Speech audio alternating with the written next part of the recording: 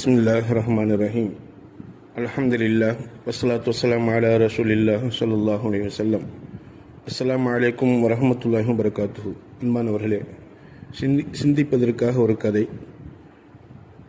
ஒரு நாள் ஒரு நாட்டினுடைய அரசன் வெளியில் பயணமாக புறப்பட்டு சென்று விட்டு களைத்து போய் வந்து ஒரு இடத்துல ஒரு சேரில் ஓய்வெடுப்பதற்காக கொஞ்ச நேரம் அமர்ந்தான். அப்படி அமர்ந்த அந்த நேரத்தில் பயணத்தின் களைப்பாக அவருக்கு தூக்கம் மேலிட்டது. அந்த தூக்கத்தின் காரணமாக கண்ணை மூடி தூங்கணும் போல இருந்தது. இருந்தாலும் அந்த சேரில் அமர்ந்து கொண்டு சாய்ந்த வண்ணமாக கண்ணை மூடி தூங்க ஆரம்பிக்கக்கூடிய அந்த நேரத்தில் ஒரு ஈ ஒன்று பறந்து வந்து அவருடைய கண்ணில் உட்கார்ந்து அவருடைய மூக்கில் உட்கார்ந்து தூக்கத்தை கலைத்தது. அரசருக்கு கோபம். அந்த ஈயை விரட்டுகிறார். அந்த ஈ சென்று விடுகிறது. திரும்பவும் கண்ணை மூடுகிறார். திரும்பவும் வந்து விடுகிறது. இப்படி 2-3 தடவை அந்த ஈ திரும்ப திரும்ப வந்து தூங்க விடாமல் தொந்தரவு பண்ணவும் அரசனுக்கு முன்னாடி நின்று கொண்டிருந்த அந்த வேலைக்காரரை பார்த்து கேட்கிறார் அந்த அரசன், என்ன உன் கண் தெரியவில்லையா? நான் இந்த ஈயை விரட்டுவதற்காக என் கன்னத்தில் நானே அடித்துக் கொள்கிறேன். என் மூக்கில் வந்து உட்காருகிறது, என் கன்னத்தில் உட்காருகிறது, என் கண்களில் உட்காருகிறது, தூங்க விடாமல் தூக்கத்தை விரட்டுகிறது.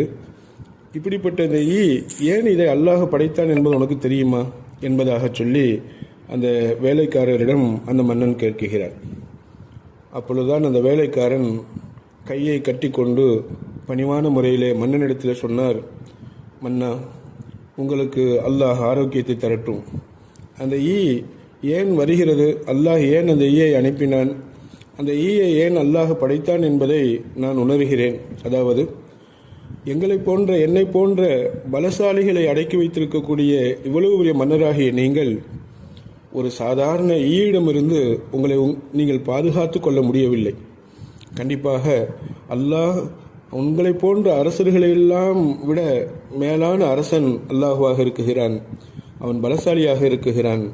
ஒரு மிகப்பெரிய பலம் வாய்ந்த மன்னன் ஒரு ஈயிடத்திலிருந்து கூட தன்னை பாதுகாத்து கொள்ள முடியவில்லை என்று அல்லாஹுடைய வல்லமை புரிவதற்காகவும் தன்னுடைய பலகீனத்தை உணர்வதற்காகவும் தான் அல்லாஹ் சுப்ஹானஹு தஆலா இந்த ஈயை படைத்திருக்கிறான் என்பதை நான் தெரிந்து கொண்டேன். மன்னா, தவறாக இருந்தால் மன்னித்துக் கொள்ளுங்கள் என்று பணிவான முறையிலே அந்த அரசனுக்கு அந்த வேலைக்காரன் புரிய வைத்தாராம். உண்மை அதுதான். நிச்சயமாக எல்லாவற்றிலும் வல்லமை மிக்கவன் அல்லாஹுவாக இருக்குகிறான் என்பதை நாம் உணர்ந்து வாழ எல்லாமுல் அல்லாஹ் நம் எல்லோருக்கும் நல்லொரு புரிவானாக. ஆமீன். அஸ்ஸலாமு அலைக்கும் வரஹ்மத்துல்லாஹி வபரகாத்துஹு.